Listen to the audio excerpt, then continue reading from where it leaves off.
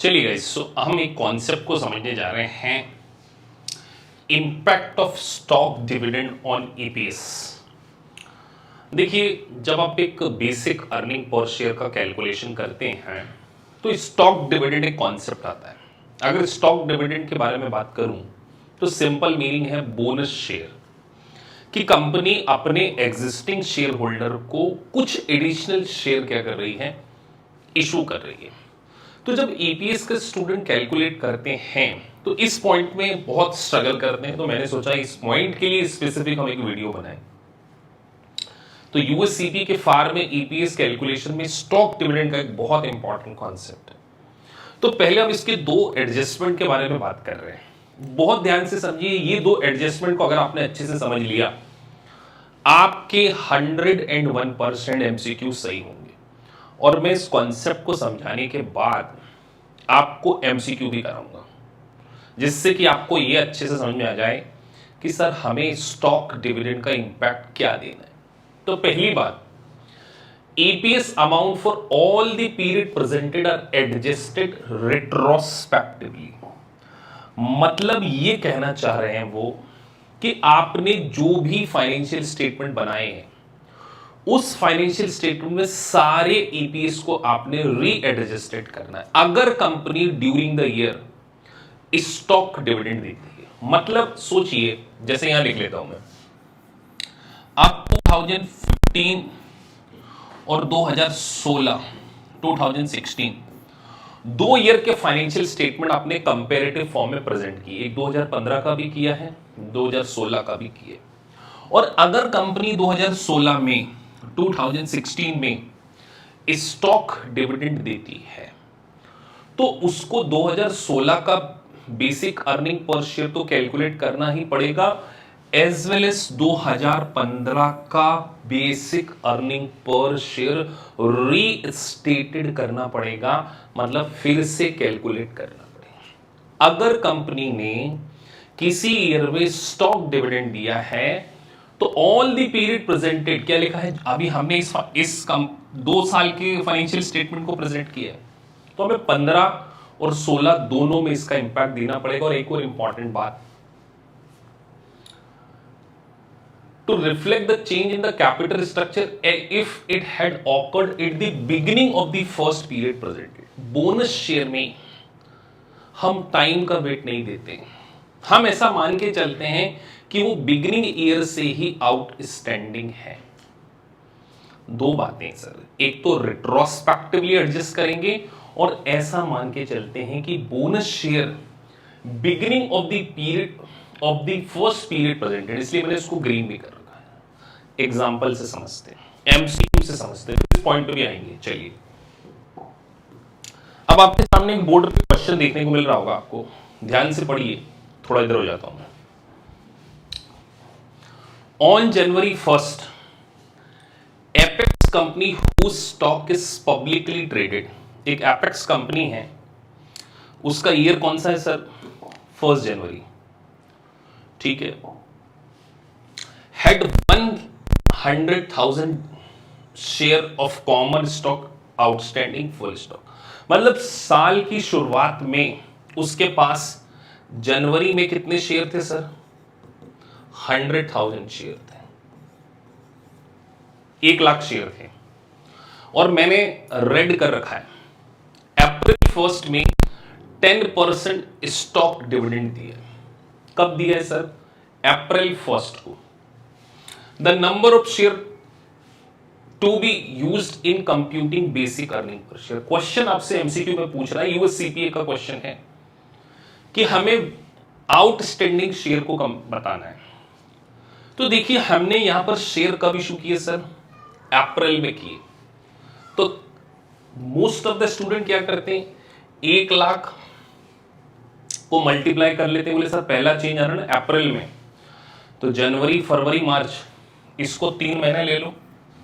और यहां पर बोनस शेयर 1,10,000, 10,000 बोनस शेयर है ना, 10% है तो 1 लाख का 10% कितना होता है, 10,000। 1,10,000 को 9/12, इधर 9/12 कर दो, इधर 3। यही वो गलती कर देते हैं, ये आपको नहीं करना है, तो मैं इसको मिटा दे रहा हूं। हमने क्या बोला, बिगिनिंग पीरियड से ही उसको आउटस्टैंडिंग मान लिया जाता है। तो आपने सीधे 1,00,000 मल्टीप्लाई 1.10, 10% आपने बोनस दिया, तो सीधे मैंने बोनस शेयर मल्टीप्लाई करके क्या कर दिया, 1,10,000। इसको बिगिनिंग पीरियड से ही आउटस्टैंडिंग मान लो। तो जनवरी में ओपनिंग थे और बीच में कुछ इशू नहीं, 12/12, तो यहां पे कितना आ गया, 1,10,000। हम सर देखिए अप्रैल से काउंट नहीं कर रहे हैं, हम काउंट कर रहे हैं जनवरी से। अर्लीस्ट आपने पढ़ा ना लैंग्वेज, देखिए अंडरस्टैंडिंग वेरी इंपॉर्टेंट है। Beginning of the first period presented, तो आपको बिगिनिंग पीरियड से ही उसको क्या करना पड़ेगा, कंसीडर करना पड़ेगा। मैंने इस अप्रैल से उसको काउंट नहीं किया है, मैंने उसको जनवरी से काउंट किया है। तो मेरा जो सही आंसर है वो 1,10,000। ये आपके सामने सॉल्यूशन है, ये एग्जाम का ही क्वेश्चन है। तो ध्यान रखिए, पहली बात आपने क्या सीखी,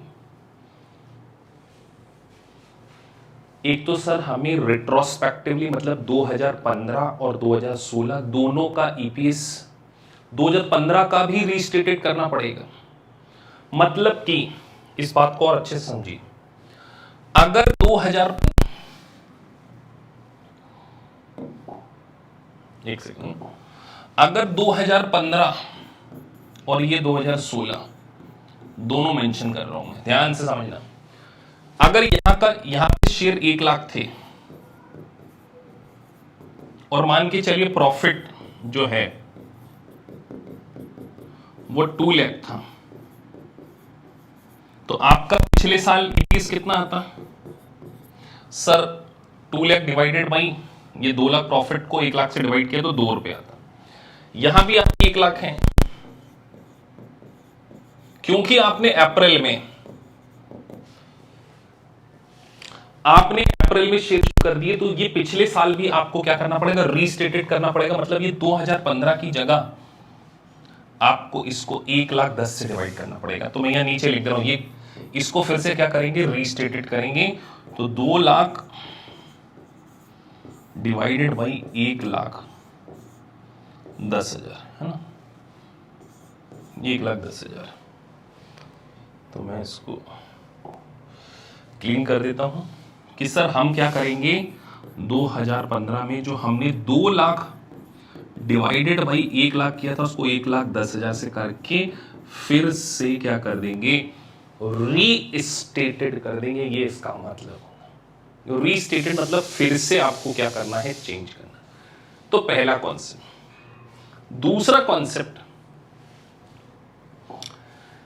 adjustment are made for such changes.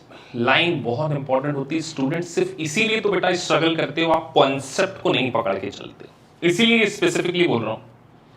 Adjustment are made for such changes even if they occur after, green करा हुआ है, after the end of the current reporting period but before issuance.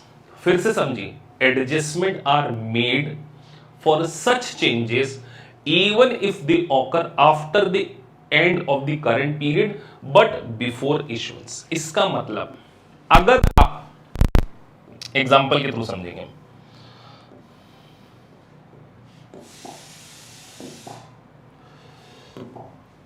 ये 2016 का फाइनेंशियल स्टेटमेंट आप कब बनाते हैं, 31 दिसंबर है ना, यूएस के हिसाब से 31 दिसंबर के बाद अगर मान के चलिए 30 जून को आप बोनस शेयर दे रहे हैं, स्टॉक डिविडेंड मतलब बोनस शेयर है ना, दे कब रहे सर, 30 जून 2017 लिख दे रहा हूं। लेकिन फाइनेंशियल स्टेटमेंट सर हम 30 जून को इशू नहीं कर रहे हैं, फाइनेंशियल स्टेटमेंट हम 31 जुलाई को कर रहे हैं। बड़े ध्यान से समझना, फिर मैं उस लैंग्वेज पे भी लेकर आऊंगा। सर ईयर हमारा 31 दिसंबर को एंड हो रहा है, हमने बोनस 30 जून 2017 को दिए हैं और 31 जुलाई 2017 को हमने हमारे फाइनेंशियल स्टेटमेंट को इशू किया। तो वो ये बोलते हैं कि अगर बैलेंस शीट डेट के बाद but before issuance of financial statement अगर आपको बोनस शेयर दिया तो आपको करंट फाइनेंशियल मतलब 2016 में ही उस बोनस शेयर का इंपैक्ट देना पड़ेगा।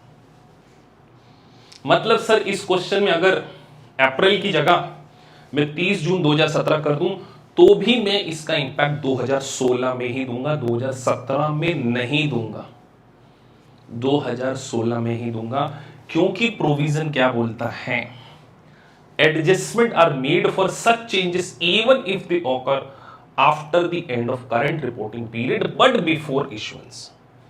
तो ये दो कॉन्सेप्ट बहुत ज्यादा इंपॉर्टेंट हैं जो कि आपको बोनस यानी कि स्टॉक डिविडेंड का इंपैक्ट देते हुए, मतलब इन दोनों बातों को आपने बहुत ध्यान से समझना है, तभी आपका बेसिक अर्निंग पर शेयर क्या होगा, सही होगा। चलिए अगले कॉन्सेप्ट की ओर चलते हैं।